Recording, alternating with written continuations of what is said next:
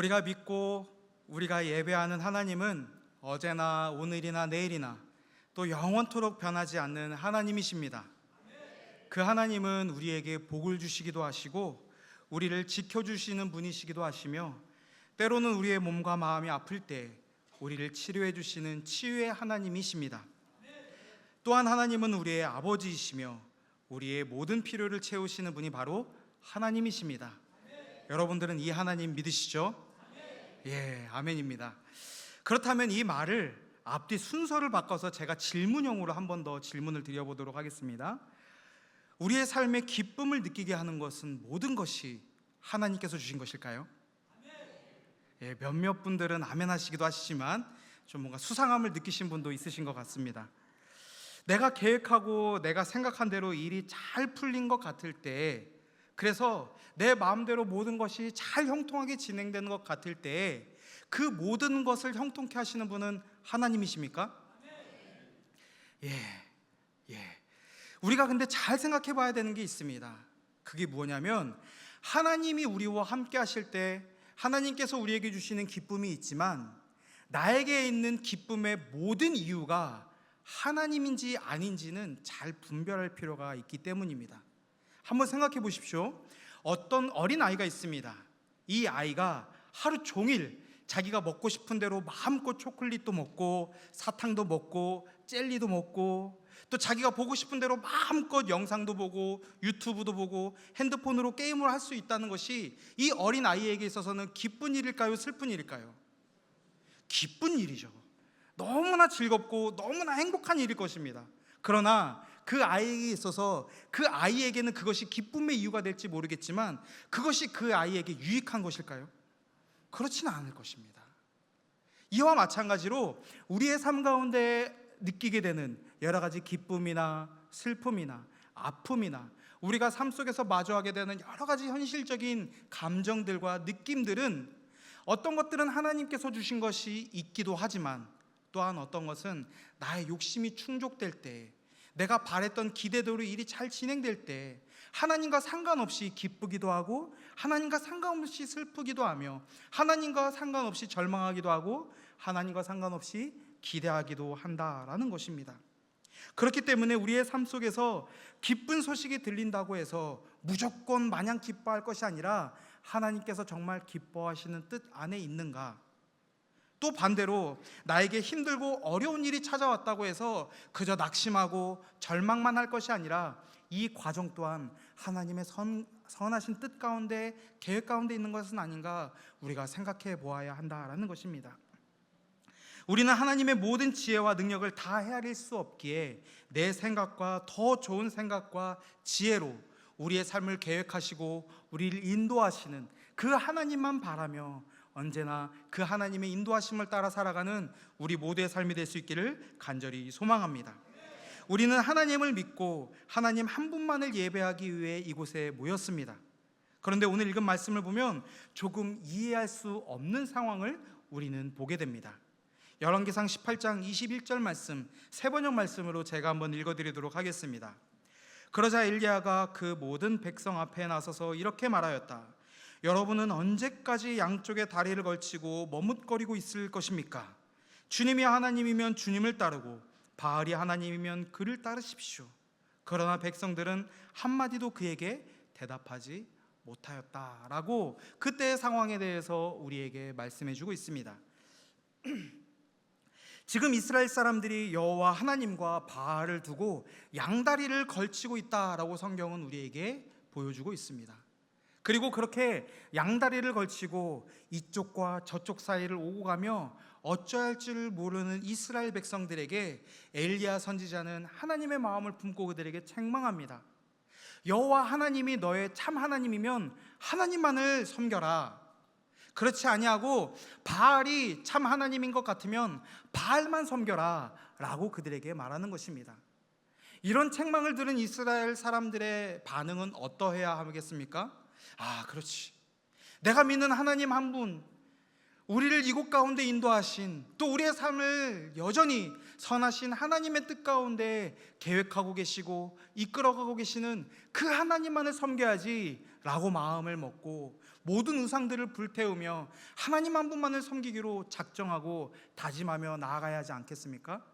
그런데 오늘 읽은 말씀을 보면 어째서인지 이스라엘 사람들은 엘리야의 책망을 듣고도 그저 아무 대답도 하지 않고 냉랭한 채로 있었다라고 성경은 우리에게 가르쳐주고 있습니다. 이때의 이스라엘의 상황을 잠시 살펴보자면 이 시기는 이스라엘 전체 역사 속에서 너무나도 심각한 어둠 가운데 또 죄악 가운데 있었던 시대라는 것을 알 수 있습니다. 열왕기상 말씀과 열왕기하 말씀은 북이스라엘과 남유다의 약 400년에 이르는 역사가 기록되어 있는데, 그 중에 특히 오므리 왕조, 약 40년 동안 북이스라엘을 통치했던 오므리 왕조 시대를 많은 분량을 할애하여서 설명하고 기록하고 있는 것을 보게 됩니다.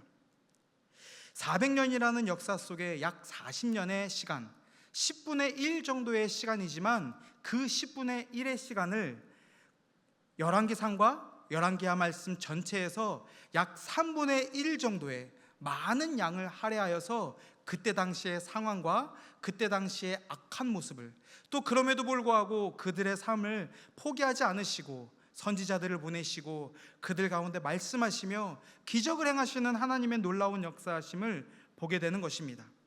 열왕기상하의 구조를 조금 더 구체적으로 보게 되면, 첫 번째로 열왕기상 앞부분의 모습을 보면 솔로몬 왕국의 시대적 상황이 기록되어 있습니다.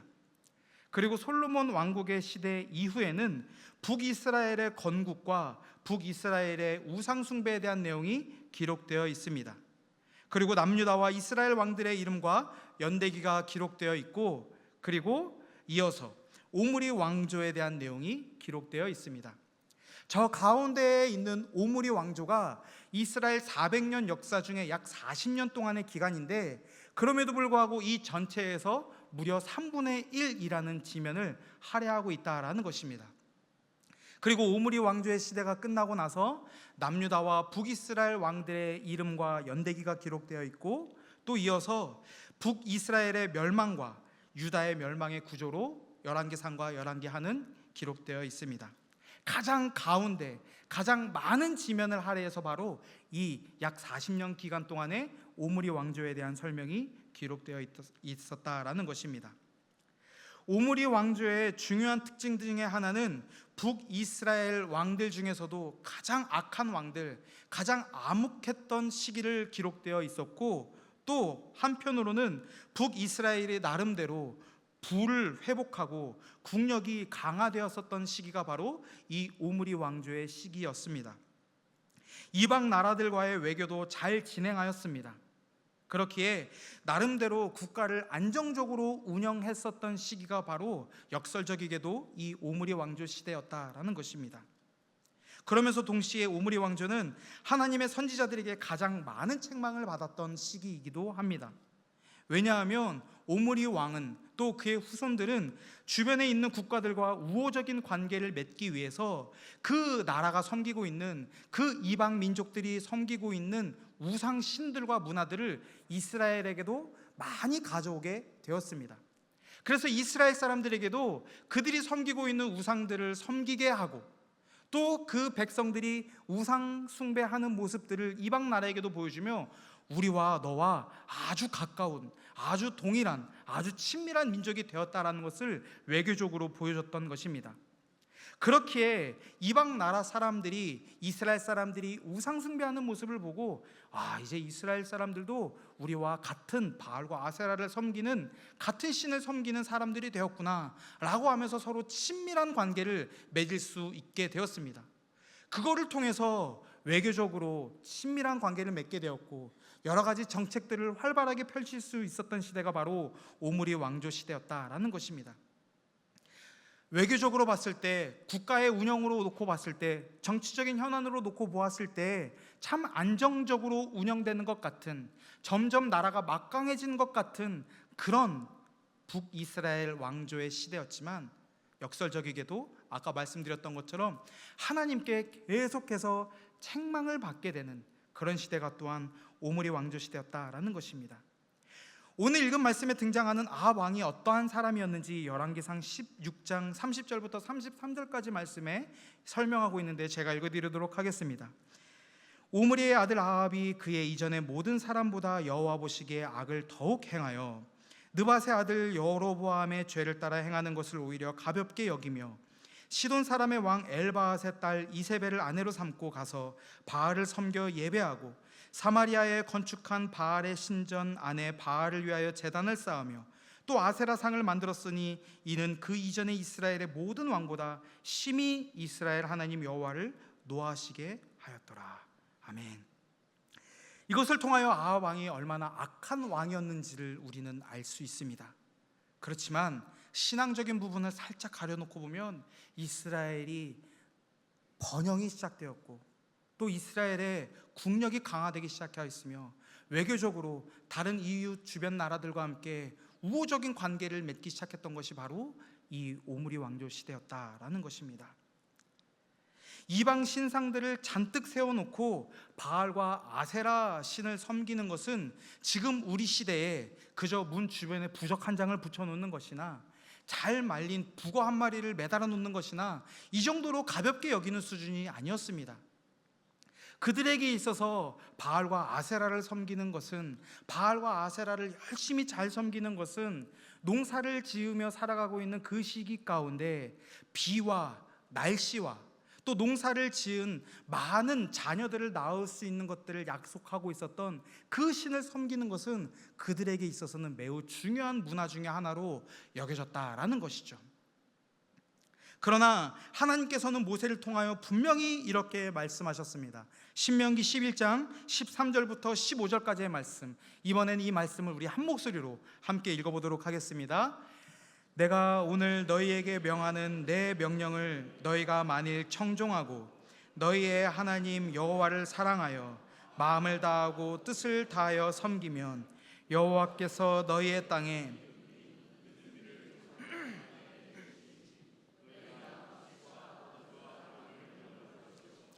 또 가축을 위하여 들에 풀이 나게 하시리니 내가 먹고 배부를 것이니라. 아멘. 이른 비와 늦은 비를 적당한 때에 내려주시는 분은 바로 하나님이시다라고 우리에게 분명히 말씀해 주셨습니다.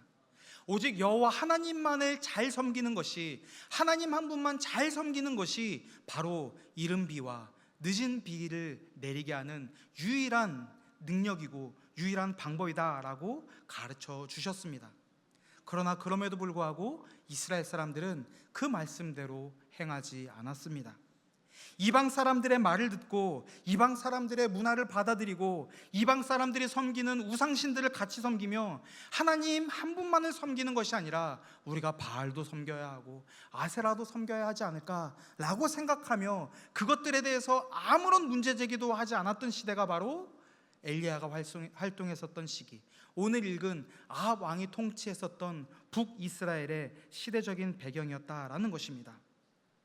이방 사람들이 보기에 이방의 신들을 받아들이고 이방의 문화들을 받아들이는 것이 얼마나 마음씨 좋은 사람처럼 여겨졌겠습니까? 얼마나 마음 넓은 후덕한 이미지처럼 비춰졌겠습니까? 그렇지만 그런 모습들이 다른 사람들에게 잘 보이고 싶어하는 사람들의 잘못된 마음들이 오히려 하나님의 마음을 아프게 한 것이다 라고 성경은 우리에게 가르쳐주고 있습니다. 이와 반대로 사람들이 어떻게 생각하든 그것과 상관없이 하나님 한 분만을 섬기는 모습, 이방 신들이 아무리 그럴듯해 보이더라도 하나님의 말씀만 쫓아가는 삶의 모습에 대해서 다른 사람들이 보고 어떻게 평가하겠습니까? 저 고집센 사람, 타협하지 않는 사람, 자기의 생각만 옳다고 주장하는 완악한 사람이라는 평가를 들을 수 있지 않겠습니까? 그러한 평가를 받는 것도 우리의 믿음을 지키게 하는 데 있어서 참 위축되게 만들지만, 그때 당시에 아합의 아내였던 이세벨이라는 사람은 어떠한 정책을 펼쳤냐면 자신이 하고자 하는 정책에 반대되는 목소리를 내는 사람들을 다 옥에다 가두었습니다. 이방 신상들에게 절해서는 안 된다라고 말하는 하나님의 선지자들을 붙잡아서 옥에 가두었고 심지어 그들을 죽이기도 하였습니다. 그러한 상황이 바로 오늘 우리가 읽었던 열왕기상 18장 말씀의 배경이 되는 것입니다. 여러분, 이런 시대를 살아간다면 엘리야가 얘기하는 여호와 하나님이 참신이라면 하나님만을 섬기십시오, 바알신이 참신이라면 바알만 섬기십시오 라고 말할 때, 이런 시대적 배경 속에서 저의 하나님은 하나님 한 분만 참 하나님이십니다 라는 고백을 하는 것이 참 쉽지 않았겠다라는 마음이 들기도 합니다. 그러나 세상이 이렇게 악해졌다 하더라도 하나님은 결코 그들을 포기하지 않으셨습니다. 하나님은 그런 상황 속에서도 사람들에게 누가 참 하나님이시냐, 누가 참 신이시냐, 누가 참 주권자이냐, 누가 진정한 통치자이냐 라는 것을 그 당시에 살아갔던 이스라엘 사람들과 지금 이 시대를 살아가고 있는 우리에게도 동일하게 질문하고 계신다라는 것입니다.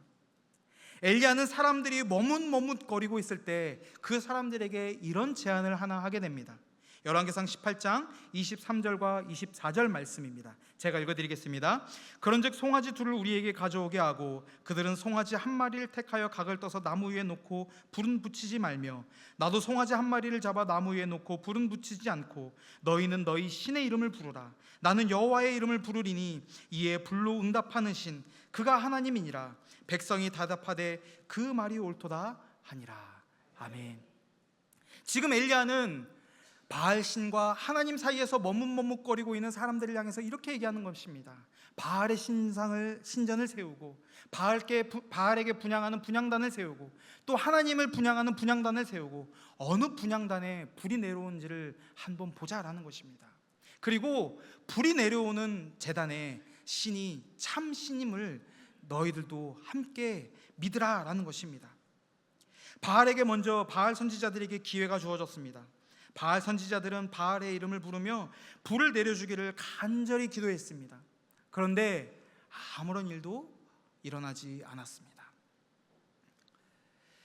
아무런 응답도 들리지 않았습니다. 바알 선지자들은 이제 더 소리를 지르기 시작합니다. 더 뜨겁게 부르짖기 시작합니다. 그러나 바알 선지자들이 뜨겁게 부르짖는 것과 상관없이 여전히 아무런 일도 벌어지지 않았습니다. 조금 더 시간이 지나고 그들은 자신들의 규례대로 칼과 창을 가지고 와서 서로의 몸을 해하며 피를 흘리기까지 열정적으로 열심을 다해서 마음을 다해서 그들의 신 바알을 향해 간절히 예배하였습니다.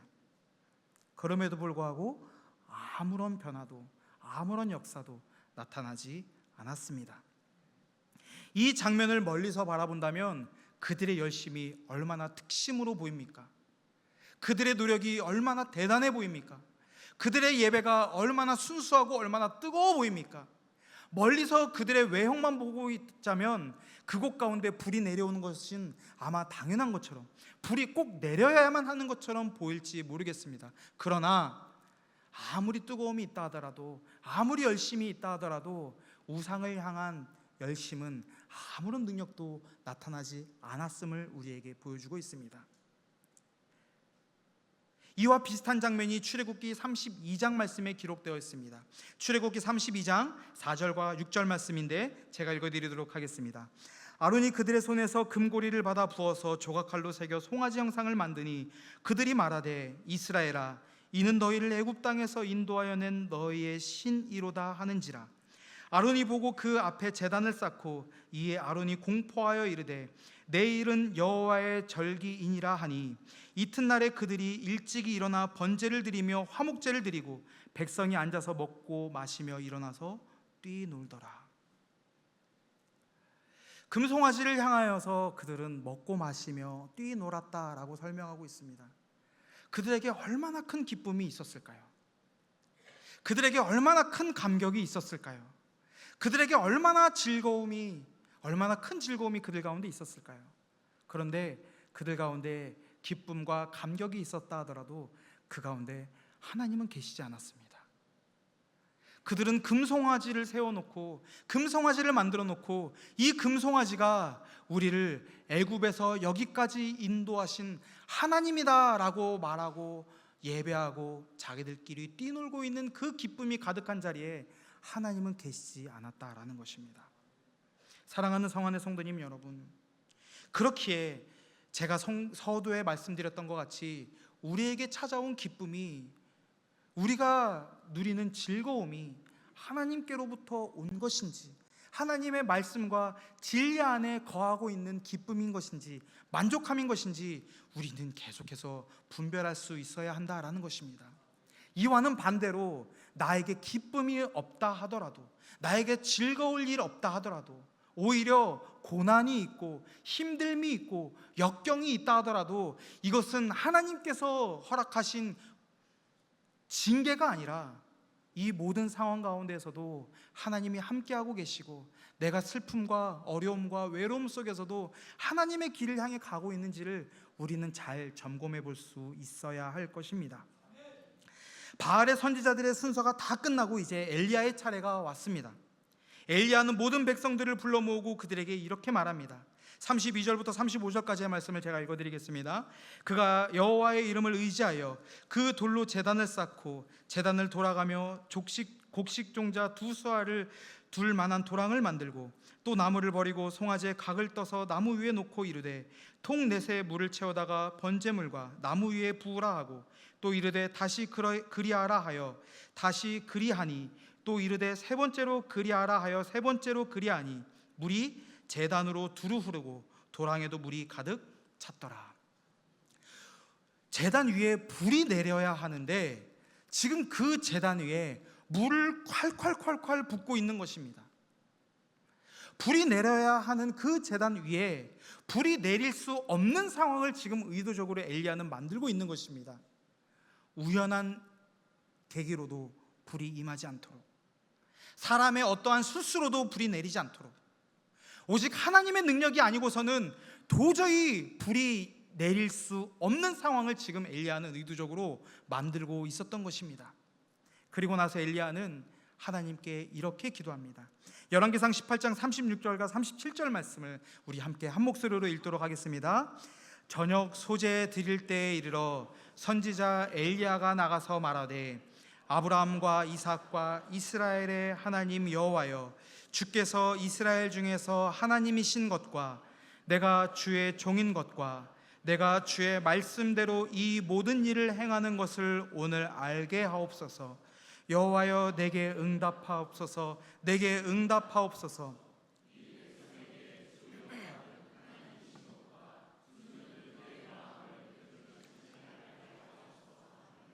아멘.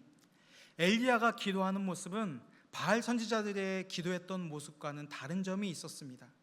바알 선지자는 얼마나 열심히, 얼마나 뜨겁게, 얼마나 간절히, 얼마나 열광적으로 바알 신을 향해 기도했는지에 대해서 기록하고 있지만, 엘리야가 기도하고 있는 장면에는 엘리야가 어떠한 목소리로, 어떠한 톤으로, 어떠한 제스처를 취하며 기도했는지에 대해서 하나도 기록하고 있지 않습니다. 다만 엘리야의 기도의 방향이 하나님께로 향하고 있음을 기록하고 있습니다. 그리고 엘리야의 기도에는 오직 하나님께서 그들의 마음을 되돌이켜 주시어 하나님만이, 오직 여호와 하나님만이 참신임을 그들이 깨닫게 해달라는 간구만 그 안에 담겨 있는 것을 보게 됩니다. 그렇게 하나님께 기도하고 간구했을 때 어떠한 상황이 벌어지는지 이어서 기록되어 있는데, 38절과 39절 말씀을 한 번 더 읽어보도록 하겠습니다. 이에 여호와의 불이 내려서 번제물과 나무와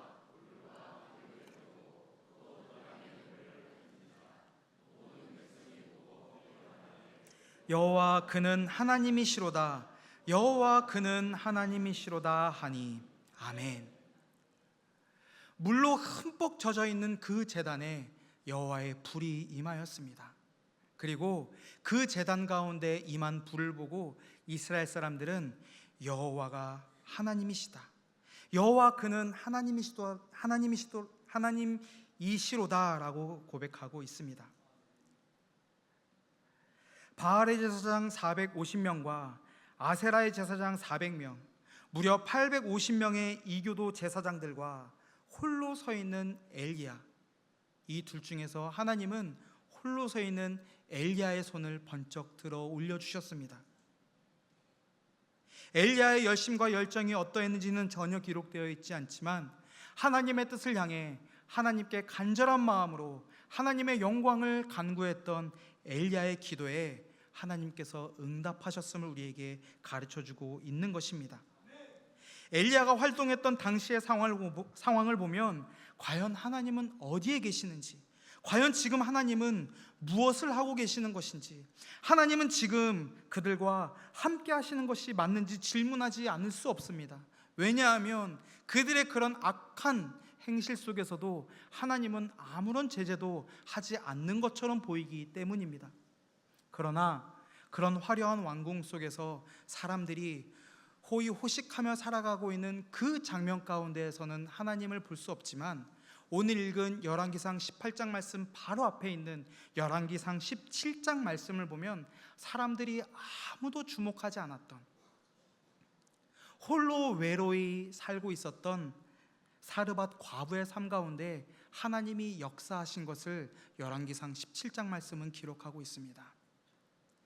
많은 사람들이 환호성을 지르는, 많은 사람들이 모여드는, 소위 말해서 대세라고 말하는 그런 곳에 하나님께서 임재하시는 것이 아니라 아무도 주목하지 않은 가난하고 가난한 사람, 과부가 되어서 누군가의 도움이 절실히 필요한 그곳에 하나님은 엘리야 선지자를 보내셨고, 엘리야 선지자를 통해서 그 과부를 먹이시고 그 과부의 삶에 필요한 것들을 채우시는 것을 열왕기상 17장 말씀에는 기록하고 있습니다. 지금도 우리가 느끼든 느끼지 못하든 하나님은 우리와 함께 하십니다. 엘리야가 활동했던 때와 같이, 오므리 왕조 때와 같이, 아합이 통치했던 때와 같이 지금도 여러 가지 사회에 문제가 많이 있고 우리의 힘으로 해결할 수 있는 것들은 아무것도 없는 것 같은 이 현실 속에서도 하나님은 여전히 살아계시고 함께 하신 줄 믿습니다. 하나님께서 홀로 서 있던 엘리야의 손을 들어주셨던 것과 같이 어떠한 상황 속에서도 하나님 한 분만을 섬기는 믿음의 사람의 손을 지금도 이 시대에도 번쩍 들어 올려주실 줄 믿습니다. 우리 모두가 하나님께서 인정하시는 삶을 향해 나아가기를 주님의 이름으로 간절히 축원합니다. 주일 설교를 맡게 되었을 때 참 많이 부담스러웠습니다.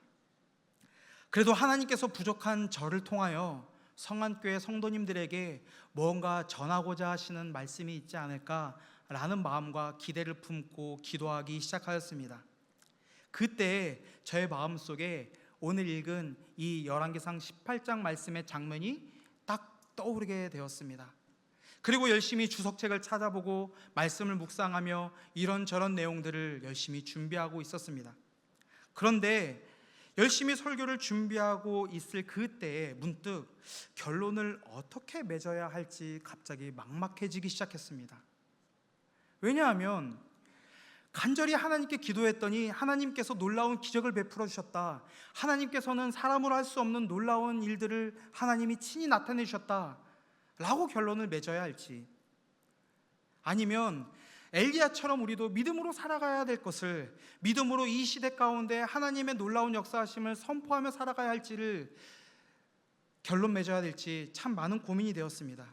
왜냐하면 오늘 읽은 이 말씀 이후에 나오는 장면을 보면 이스라엘 사람들이 엘리야의 말을 듣고 또 불로 임하신 하나님을 직접 눈으로 묵도했던 이스라엘 사람들이 자신의 삶을 돌이키고 회개하여 하나님만을 섬기는 새로운 민족으로 거듭나고 새로운 출발을 시작할 것 같은 그런 기대를 품게 하는 말씀이었지만, 오늘 읽은 말씀 이후에는 여전히 아합 왕의 통치는 견고해져만 가고 힘들고 핍박받고 있는 사람들의 삶은 여전히 피폐하며 하나님의 정의는 조금도 펴지지 않는 것 같은 것이 바로 오늘 읽은 열왕기상 18장 말씀 이후에 나타나게 되는 열왕기상에 이어지는 말씀이기 때문입니다.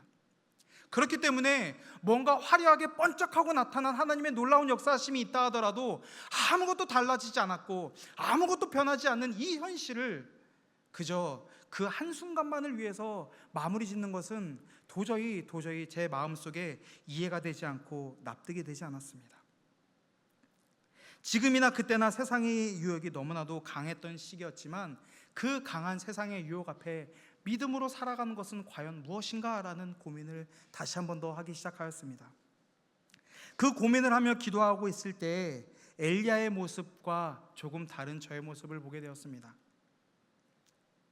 이 시기의 교회가 위기이고 다음 세대가 급격히 줄어들고 있다는 이 시대의 현실을 바라보며 이것이 문제다 저것이 문제다 손가락질만 하고 있었던 저의 부끄러운 모습을 보기 시작하였습니다.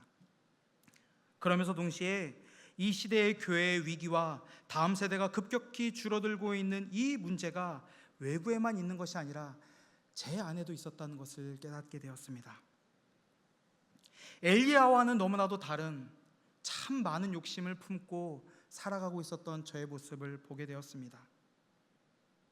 그렇게 초라한 저의 모습을 보면서 동시에 저와는 다른 엘리야의 모습을 다시 한 번 더 바라보게 되었습니다. 엘리야가 바랬던 모습, 엘리야가 간절히 기대했던 것, 그것은 무엇이었습니까? 열왕기상 18장 37절 말씀에는 이렇게 기록되어 있습니다. 여호와여 내게 응답하옵소서, 내게 응답하옵소서. 이 백성에게 주 여호와는 하나님이신 것과 주는 그들의 마음을 되돌이키심을 알게 하옵소서라고 간절히 기도하였던 엘리야의 모습이 제 마음 가운데 울려오기 시작하였습니다. 엘리야는 생존의 문제 앞에 놓여 있었을 때 까마귀가 물어다 준 것을 가지고 살아야 했고, 하나님의 놀라운 기적은 아무도 주목하지 않았던 외딴 곳에서 이루어졌습니다. 그는 아무런 잘못도 없이 자신을 죽이려 하는 왕을 피해서 살아야 했었고, 또 자신을 여전히 죽이려 하는 왕 앞에 서야 했으며, 무려 850명이 넘는 이교도의 제사장들과 겨루어야 했습니다. 하나님을 올바로 섬겨야 한다는 말에 냉담하게 침묵했던 이스라엘 백성들 앞에 서야 했었던 것이 바로 엘리야의 모습이었습니다. 그런 엘리야가 바랬던 것은 이스라엘 백성들이 여호와는 하나님이신 것을 깨닫게 해달라는 그 한 가지 기도와 간구였습니다.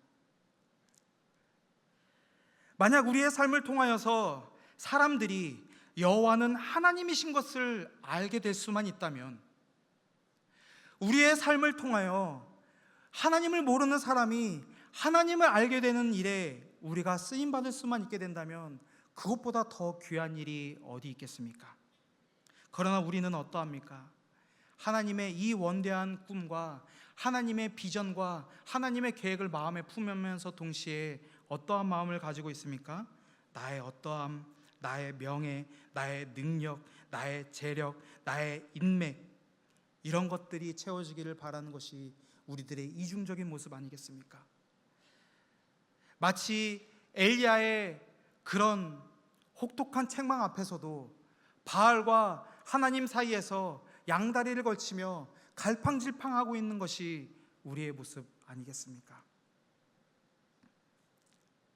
어떻게든 믿음으로 하나님의 뜻을 향해 나아가기를 바랄 때, 또 믿음으로 살겠노라고 고집하고 다짐할 때, 우리 주변에 있는 사람들도, 내 편이라 생각했던 사람들도 때로는 우리의 믿음을 꺾으려 할 때가 참 많이 있지 않겠습니까?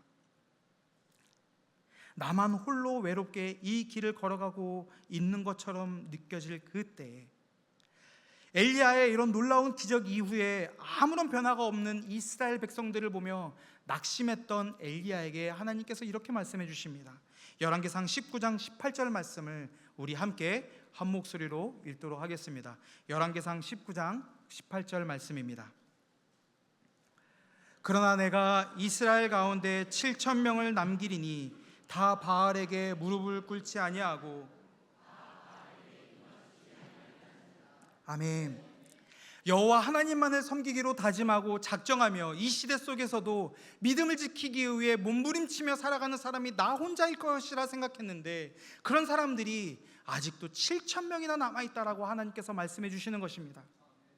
한 가지 비전을 품고 한 마음 한 뜻으로 살아가는 사람들이 아직도 7,000명이나 남아있다라는 것입니다.